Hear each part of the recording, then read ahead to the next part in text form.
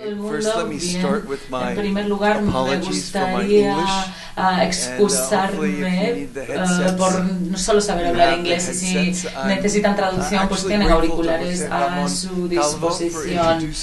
Y gracias a José Ramón por presentarme a todos los profesores y a los organizadores de la conferencia para tener la oportunidad de hablar para ustedes hoy. Lo que voy a hacer en mi charla es combinar dos cosas. Voy a utilizar un segmento de una charla que di en Princeton, en Nueva Jersey, y voy a hablar de mi viaje personal desde que era músico hasta que llegué a convertirme en un activista, desde la desesperación a la inacción.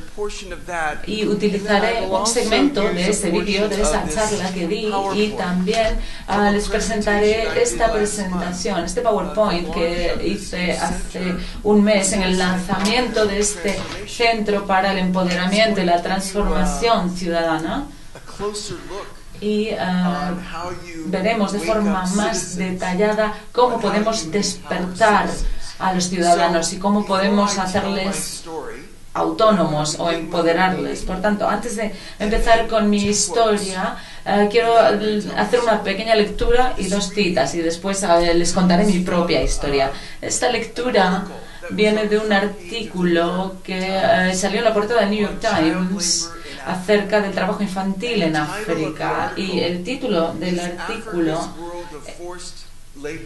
es el mundo del trabajo infantil en África a través de los ojos de un niño de 6 años. La primera vez que yo leí este artículo, mi propia hija tenía 5 años. Y lo que quiero es que piensen por un momento en un niño de 5 o 6 años que conozcan, un familiar, un primo, un vecino, un niño, un nieto, alguien a quien conozcáis, a un niño de 6 años, antes de que yo lea el extracto del comienzo del artículo. Justo antes de las 5 de la mañana, cuando el cielo todavía estaba oscuro sobre el lago Volta en Ghana, Mark Ralbo fue arrancado de su cama en un suelo frío. Era hora de trabajar. Tiritando por el frío, tuvo que llevar una canoa a más de 1 milla de la costa, y durante 5 horas, mientras sus compañeros de trabajo tiraban una red de pesca, Mark evitaba que la canoa se hundiera. Su pala, su remo, era tan pesado que apenas podía levantarlo, pero iba siguiendo todo lo que le mandaba la persona de 31 años, que era el jefe, el que dirigía la canoa desde la parte trasera. Él decía por lo bajo, no me gusta esto. Mark Kwaku tiene 6 años, pesa unos 30 kilos, lleva unas ropas baratas y que le quedan muy grandes, y es demasiado pequeño para comprender por qué ha acabado viviendo en esta villa de pescadores. Pero los otros 3 niños más mayores que están con él lo saben, igual que Mark. Sus padres les han llevado a trabajar con el señor Taki por menos de $20 al año. Voy a leer otra vez la última parte. No entiende, es demasiado pequeño para entender por qué está en esta villa de pescadores, pero los 3 niños mayores que están con él saben perfectamente por qué. Saben que sus padres les han llevado al señor Taki para ganar tan solo $20 al año. Y aquí se acaba la cita. Perdona, pero es que cuando estoy tan concentrada, he leído este extracto a muchas personas en los últimos años, y cuando termino de leerlo, siempre digo lo mismo. Tengo muy claro que la microfinanciación bien dirigida a los más pobres y también bien gestionada puede ayudar a los padres a que puedan cuidar de sus hijos y no tener que venderlos. Y una de las razones por las que digo esto es porque hace unos 20 años le pregunté a Mohamed Yunus, el fundador del Banco Grameen de Bangladesh, le pregunté qué es lo primero que hace una mujer con los beneficios que tiene de un micronegocio. Yo esperaba que me dijera, bueno, lo primero que hace es llevar a los niños a la escuela o alimentar mejor a la familia. No, esto no es lo que me respondió. Me dijo, normalmente lo primero que hace esta mujer es traerse a los niños a su casa, porque no puede permitirse alimentarlos. Así que cuando tienen 5 o 6 años los lleva a otra familia para que limpien o para que barran y simplemente a cambio de un puñado de arroz. Y ahora, con los beneficios que tiene de su micronegocio, lo primero que hace es traerse a sus hijos a casa. Por lo tanto, creo que es importante que seamos conscientes y recordar bien niños como Mark, del que os estoy hablando, que sus padres les llevan a trabajar con otros para eso, ganar tan solo $20 al año. Bien, hay otra cita de un senador republicano, Mark Hatfield, un conservador del Partido Republicano que se murió el año pasado, y lo que dijo es lo siguiente, lo voy a decir 2 veces. Dijo, estamos presenciando cómo los niños se mueren en cifras enormes porque no tenemos la voluntad de eliminar el hambre, pero sí tenemos la voluntad de desarrollar misiles que pueden sobrevolar el casquete polar y aterrizar a tan solo unos metros de su objetivo. Esto no es innovación. Es una distorsión muy profunda del objetivo de la humanidad en la Tierra. Voy a repetir la cita y quiero que lo penséis. Presenciamos cómo niños mueren en millones porque no tenemos la voluntad de eliminar el hambre y, sin embargo, hemos encontrado la voluntad de desarrollar misiles que pueden volar sobre el casquete polar y aterrizar a tan solo unos metros de su objetivo. Esto no es innovación, es una distorsión profunda del propósito, del objetivo de la humanidad sobre la Tierra. ¿No es ya hora de que empecemos a preguntarnos eso? ¿Cuál es el propósito de la humanidad en la Tierra? Y esta es la segunda cita. Esta es del señor Fuller, el inventor y futurista, que dijo que las cosas que hay que hacer son las cosas que necesitan hacerse, que tú ves que hay que hacer, pero que parece que nadie más ve que se necesiten hacer. Y también utilizo mucho esta cita. La utilicé mucho cuando pasé de ser un músico a ser un activista.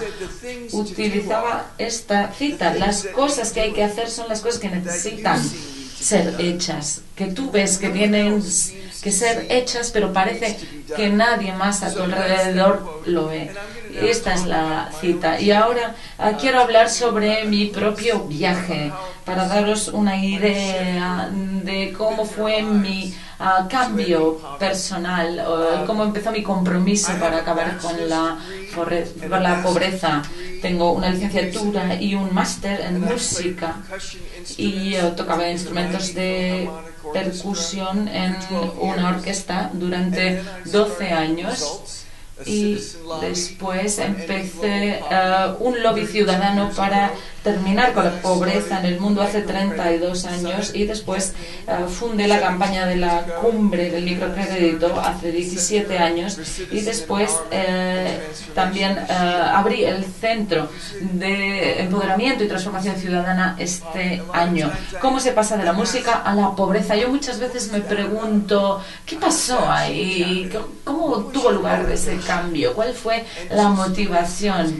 Y se me ocurren 2 historias. Cuando cuando pienso en mi motivación. Y la primera es esta. En 1964 me gradué en la escuela secundaria, en el instituto, y yo tocaba los tímpanos en la orquesta, en la celebración de la graduación. Y justo antes de la ceremonia, un flautista me vino a decir que un hermano de la hermandad nuestra, un poco más joven que yo, había muerto el día anterior en un accidente en Georgia. Yo tenía 17 años y entonces yo pensé que iba a tener 17 años para siempre. No había ningún objetivo en la vida. Pensé que tendría 17 para siempre. Y en esa semana, cuando tuvimos el funeral, el velatorio y demás, después del funeral, fui a por las notas de mi amigo y me empecé a dar cuenta que a lo mejor solo tenía 17 minutos más, o 17 meses más, o 17 años más. Y la pregunta de ¿por qué estoy aquí? ¿Qué he venido a hacer al mundo? Era algo que resonaba cada vez con más fuerza en mi oído cuando tenía 17 años. 4 años más tarde, en el 68, en el día de la graduación de la universidad, murió el senador Robert Kennedy, el hermano menor del presidente Kennedy. Fue asesinado el día de mi graduación. Y entonces yo me preguntaba, ¿qué es la vida? ¿Qué es la muerte? ¿Qué hago aquí? ¿Cuál es mi propósito, mi finalidad aquí? No había respuesta, pero la pregunta estaba cada vez más nítida. Después, 9 años más tarde, me invitaron a una presentación acerca del proyecto Hambre, para acabar con el hambre en el mundo. Yo nunca había pensado demasiado en el hambre a nivel global. En realidad era una cosa que yo no tenía en cuenta. Pero lo que había debajo de aquello era desesperación, porque bueno, el hambre era inevitable, y era inevitable porque no había soluciones, porque si hubiera soluciones alguien habría hecho algo, ¿no? Pero bueno, asistí a esta presentación y me di cuenta de lo que era obvio. No hay ningún misterio en cultivar comida o en depurar agua. Tampoco hay ningún misterio en dar alfabetización o salud básica a las personas. No había una falta de soluciones. A mí lo que me desesperaba era la naturaleza humana, las personas, que las personas nunca iban a hacer lo que se podía hacer. Sin embargo, sí que había una naturaleza humana que yo podía controlar, la mía propia. Yo, por supuesto, tenía mis preguntas, ¿qué hago aquí? ¿Cuál es mi propósito en la vida? Así que empecé a participar en 1978-79. Hablé ante 700 alumnos de secundaria en Florida, donde vivo, en Los Ángeles, California, hacia donde me mudé. Y antes de entrar en la primera clase del instituto, leí algunas citas de la Academia Nacional de Ciencias de Estados Unidos con respecto a estudios de nutrición y de la Comisión del Hambre Mundial de Jimmy Carter, y hablaban de la voluntad política acerca del hambre. Tenía 700 alumnos y una sola pregunta. 7.000, perdón. La pregunta es, ¿cuál es el nombre de tu representante en el Congreso? No quiero saber si lo has conocido, solo quiero saber si sabes tu nombre. Y de esos 7.000 estudiantes, no 700, disculpen, ¿cuántos creen que sabían el nombre del representante en el Congreso? ¿Uno?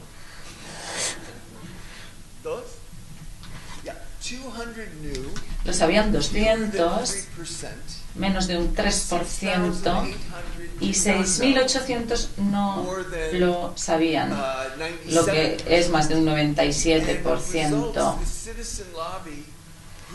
Y lobby de los ciudadanos sale de esta laguna entre la voluntad política y la falta de información acerca de quién lo representa en Washington.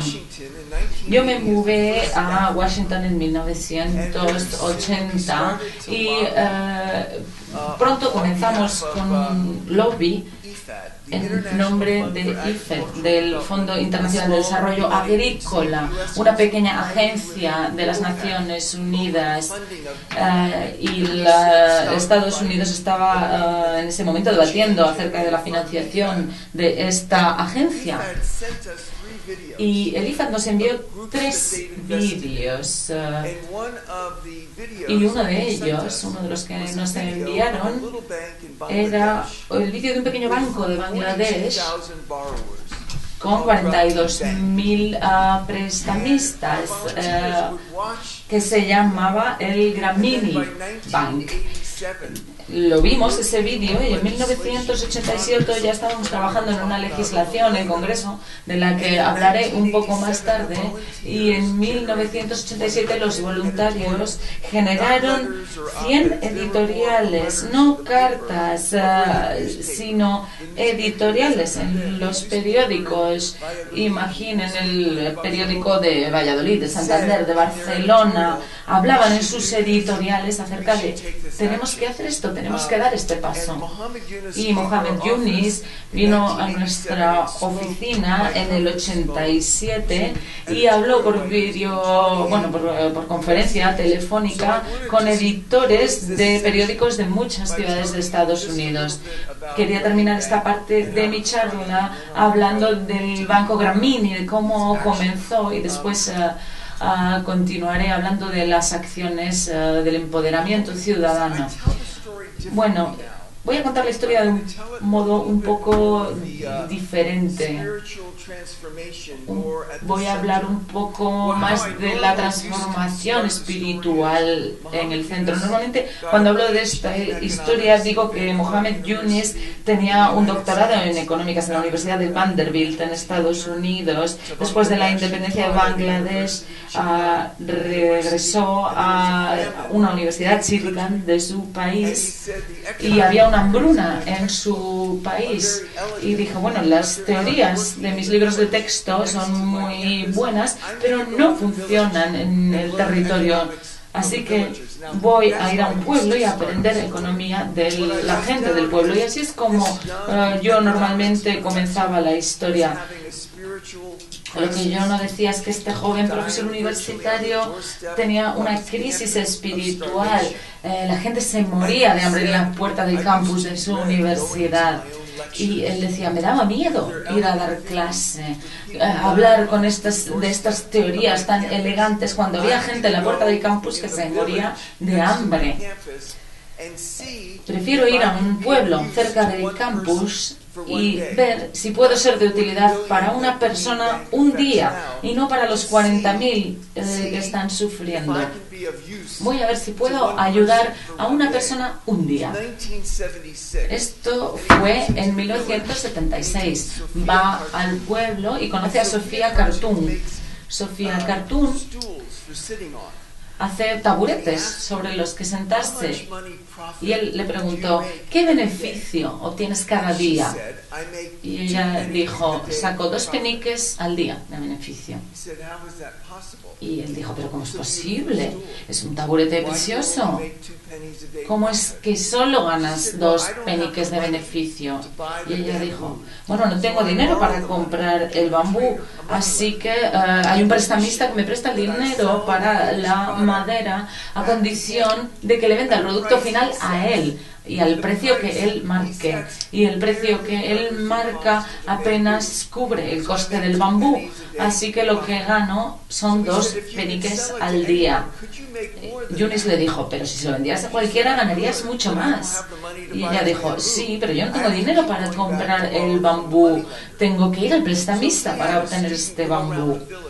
Así que dio una vuelta por el pueblo para ver quién más, bueno, lo hizo un estudiante, mejor dicho, quién más recibía préstamos de esta persona. Y eran 42 habitantes que necesitaban 20 o 22 euros. O sea, menos de €1, de $1 cada uno.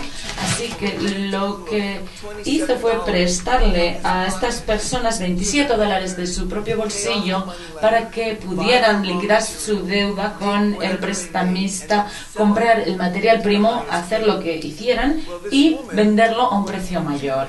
Así que esta mujer pasó de ganar 2 peniques a ganar $1.25 inmediatamente. Esto fue hace 35 años, porque ahora puede vender estos taburetes a un mayor precio. Así es como surgió el Banco Grameen, que ahora tiene más de 8 millones de personas que usan sus servicios, un 97% de ellos mujeres. Bueno, yo hace unos años estuve con el profesor Yunis cuando le preguntaron cuál fue su estrategia a la hora de formar el banco. Y quiero contar esta historia para subrayar lo radical que es. Le preguntaron eso, ¿cuál fue la estrategia que siguió a la hora de formar el banco? Y él dijo, no tenía ninguna estrategia, simplemente daba el siguiente paso. Pero cuando me puse a mirar atrás, vi que mi estrategia era hacer exactamente lo contrario de lo que hacían los bancos. Si los bancos daban dinero a los ricos, yo se lo daba a los pobres. Si los bancos prestaban a los hombres, yo prestaba a las mujeres. Si los bancos daban créditos muy grandes, yo daba créditos pequeños. Si los bancos requerían un aval, el mío no pedía aval. Si los bancos pedían mucho papeleo, el mío apenas tenía papeleo. Si normalmente tú tienes que ir al banco, mi banco iba a tu pueblo. Esa fue mi estrategia. Cualquier cosa que hicieran los bancos, yo hacía lo contrario. ¿Veis qué revolución había ahí? Qué rotura de las reglas para hacer que algo funcionara. Lo que voy a hacer a continuación es enseñaros este PowerPoint. Es una parte, no es el PowerPoint completo, pero es el que utilicé el mes pasado en el lanzamiento del Centro de Empoderamiento y Transformación Ciudadana. El centro trabaja fundamentalmente con ONGs para ayudarles, porque bueno, quizá tienen 1 millón de miembros, medio millón o los que sean. Lo que hacemos es tratar de ayudarles a encontrar a esa pequeña parte que quieran dar un paso más que hacer un clic en el ratón. Es decir, crear campeones, por así decirlo, en la comunidad para trabajar haciendo lobby con los medios, con el Congreso y cambiar la situación del hambre en el mundo. En la sala había 32 personas. Estaba Malhama Yunis del Banco Grameen, el fundador de Ashoka, el director de Save the Children, personas de muy alto nivel que siguieron conmigo esta conversación. Y voy a empezar con estas cifras. En 1984, UNICEF estimó que 41.000 niños, esto es cuando yo empecé mi campaña de lobby sobre la supervivencia infantil, 41.000 niños morían al día por enfermedades de malnutrición y enfermedades curables. Ahora la cifra es de 19.000, sigue siendo escandalosamente alta, pero vamos en la buena dirección. En 1986, los voluntarios de Results, el grupo que fundé, pasó de 60 grupos en Estados Unidos que generaban 90 editoriales, y repito, no son cartas del director, sino editoriales de los propios periódicos. Imaginen, el periódico de Santander, el de Valladolid, etcétera, diciendo, tenemos que hacer esto. Bien, se pasaron de 90 editoriales a triplicar la cifra. Con eso se triplicó el fondo de rescate infantil. Y estos editoriales se enviaban a más de 100 responsables políticos, agencias de las Naciones Unidas, ONGs, congresistas, etc. Y al final de la campaña, el director ejecutivo de UNICEF escribió esta carta manuscrito y dijo: quiero transmitir mis gracias más profundas por los increíbles esfuerzos y exitosos esfuerzos que ha tenido Results en nombre de los niños y de las madres vulnerables de todo el mundo. Os agradezco mentalmente en todas las semanas, porque bueno, estos editoriales se repetían periódicamente cada semana. Entonces él decía, os recuerdo cada semana, a veces más a menudo, por todo lo que habéis hecho. La financiación para la cuenta de supervivencia infantil estaba vacía en 1984, llegó a 25 millones en 1985 y con esta campaña se llegaron a alcanzar los 75 millones. Actualmente estamos hablando de 700 millones de dólares al año. Y las cosas no ocurren porque sí. Este movimiento no surgió porque sí, la gente hizo presión, la gente hizo lobby, la gente habló en alto para que el cambio se produjera. En 1985 había aproximadamente 1 millón de personas en el mundo con microcréditos. En el 97 había 7,6 millones de personas muy pobres con un microcrédito y en 2007 ya eran 100 millones. En 1987 los voluntarios de Results generaron 100 editoriales en una campaña de gran éxito con la que se consiguió aprobar la primera legislación que diera apoyo a la microfinanciación, a los microcréditos a los más pobres. Después, en 1987, los voluntarios, que son voluntarios, ¿de acuerdo? No personal contratado, consiguieron que 28 periodistas de editoriales fueran a una conferencia de Muhammad Yunus 19 años antes de que recibiera el premio Nobel, cuando nadie sabía quién era. En 2007, el profesor Yunus dijo: ninguna otra organización ha sido un compañero, un socio tan importante a la hora de hacer ver que los microcréditos sirven para erradicar la pobreza y dar poder a las mujeres. Bien, ¿qué es lo que se necesita para empoderar, para dar poder a los ciudadanos de este modo? Bien, aquí hay un ejemplo de la estructura de apoyo. Bien, la primera parte de mi charla era cómo se pasa de ser músico a convertirse en un activista para terminar con la pobreza. La segunda parte de la charla habla de qué se necesita para empoderar a los activistas.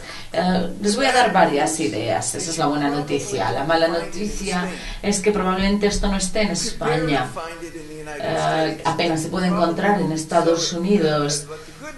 Pero la buena noticia es que podéis empezarlo, podéis fundarlo.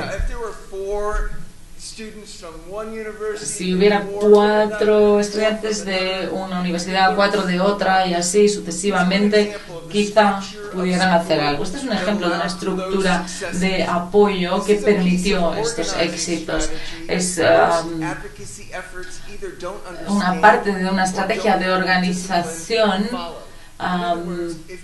que, dicho de otro modo, si quieres hacer trabajo de lobby en general, hay que trabajar 2 meses en el objetivo de educación, otros 2 meses en el objetivo del hambre, otros 2 meses en otro objetivo. ¿Qué ocurre? Que así no se profundiza lo suficiente y muchos de los esfuerzos de las ONGs no consiguen sacar adelante legislación.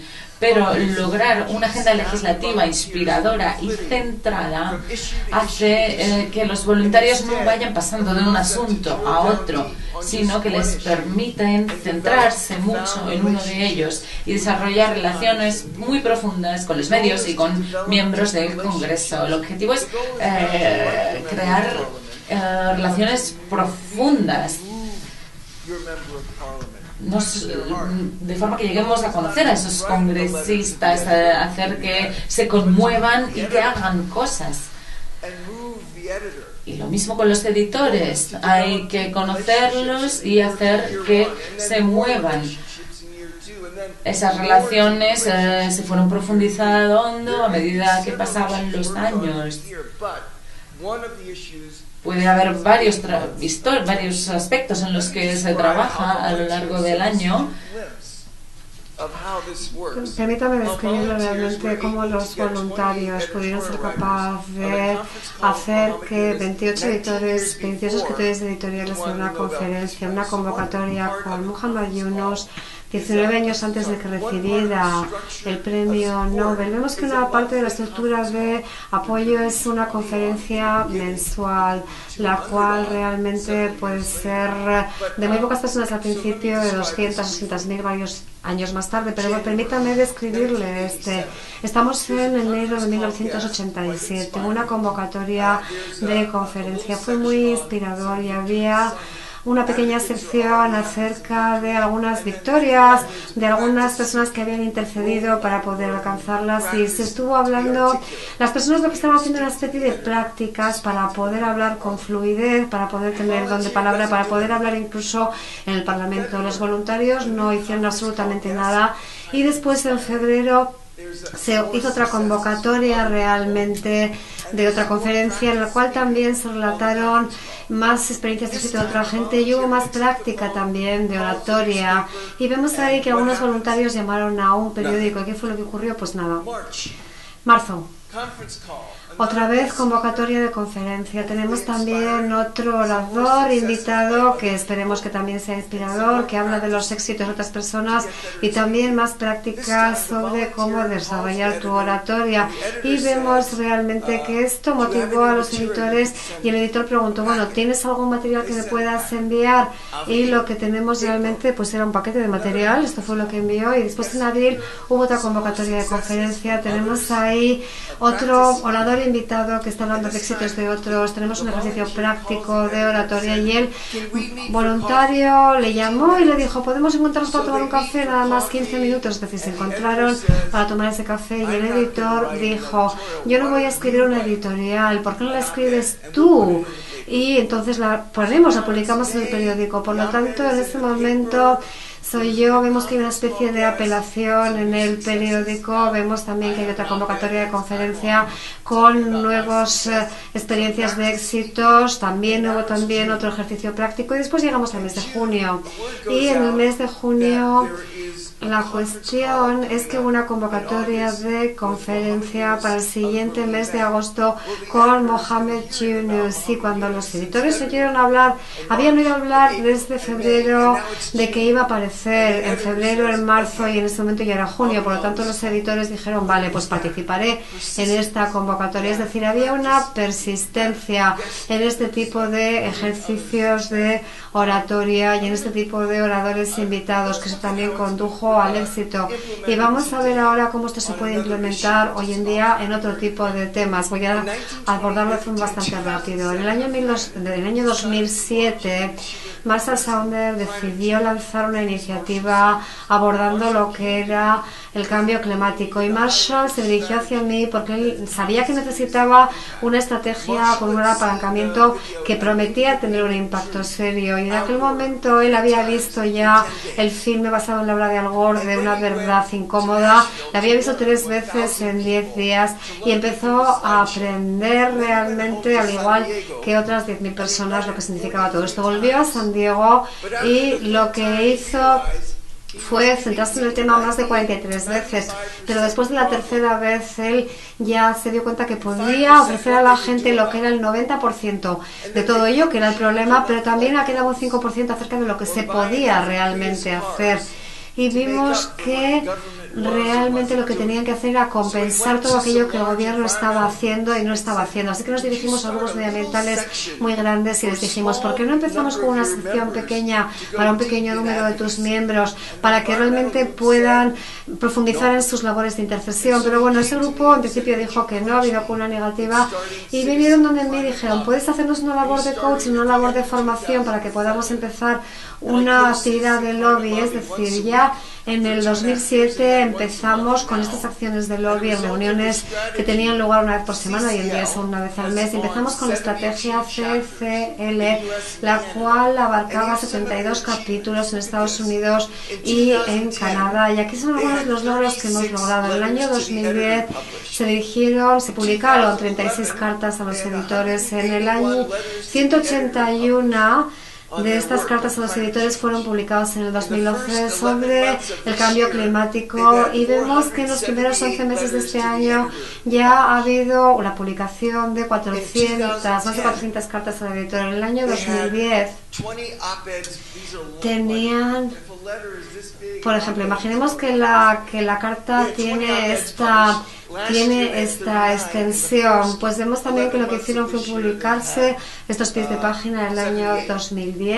Vemos también su cifra ascendente. En el año 2010 teníamos la convocatoria de 105 mítines, reuniones con miembros del Congreso o del Parlamento o con sus equipos, y en el año 2011 han sido 255 los mítines con miembros del Parlamento o sus equipos, y en los primeros 10 meses de este año ya hemos realizado 522 reuniones con miembros del Parlamento o sus equipos, y hace 2 años teníamos nada más 14 capítulos, 26 capítulos al inicio del año 2011, y ahora tenemos 72 capítulos. Es decir, recordemos que hace 5 años ni siquiera existíamos, y si queremos realmente la grandeza de los voluntarios tenemos que proporcionarles con una gran estructura de apoyo. Si queremos tener esa grandeza de los voluntarios tenemos que proporcionarles, insisto, con una gran estructura de apoyo. Estoy casi a punto de terminar mi presentación con una historia y con una cita que quisiera referirles. Realmente esta mañana he empezado con esa cita que refleja los términos de objetivo, de pobreza y también de la reducción de los mismos. Bien, vamos a saltarnos igual la historia y voy a acabar simplemente con la cita, y esta es una cita formulada de George Bernard Shaw, y voy a leerla 2 veces, y reza como sigue: esta es la gran alegría de la vida, el tener un propósito reconocido por tú mismo como aquello que te va guiando, ser una fuerza de la naturaleza, y en vez de ser simplemente una serie de elementos egoístas y una queja continua de todas las ofensas, piensa en aquello que te hace feliz. Yo tengo la opinión de que mi vida pertenece a toda la comunidad y es mi privilegio el estar para ellos siempre que pueda. Realmente seré completamente feliz cuando haya muerto, porque gracias al trabajo que he hecho realmente esto habrá tenido sentido. Habré llevado la antorcha y seré el estandarte de esa antorcha, y voy a hacer que luzca y que brille todo lo más que yo pueda para poder pasárselas a las generaciones futuras. El final de la cita, y de nuevo, realmente otra vez, este es el propósito de la vida, el vivir para un propósito reconocido por ti mismo como algo poderoso, ser una fuerza de la naturaleza en vez de ser únicamente un pequeño grupo de ofensas y de egoísmos, y el tener tu vocación de servicio para ser feliz. Mi opinión es que mi vida pertenece a toda la comunidad y es realmente mi privilegio el poder hacerlo cada vez que puedo. Y evidentemente cuando muera mi vida habrá sido plena y habrá tenido sentido, porque cuanto más haya trabajado más habré vivido, y mi elección en la vida es esta, y la vida no es únicamente respirar para mí, sino que es una antorcha espléndida la cual yo puedo aportar en este momento, y voy a hacer que luzca lo más brillante que pueda ser antes de que yo se la traspase a las generaciones futuras. Final de la cita. Por eso estamos aquí juntos, para saber que tenemos que reconocer un propósito reconocido por nosotros como algo poderoso, que utilicemos nuestra vida para acercarnos todo lo más posible al final de la pobreza y a la solución de cualquier problema que veamos en nuestra comunidad. Muchísimas gracias.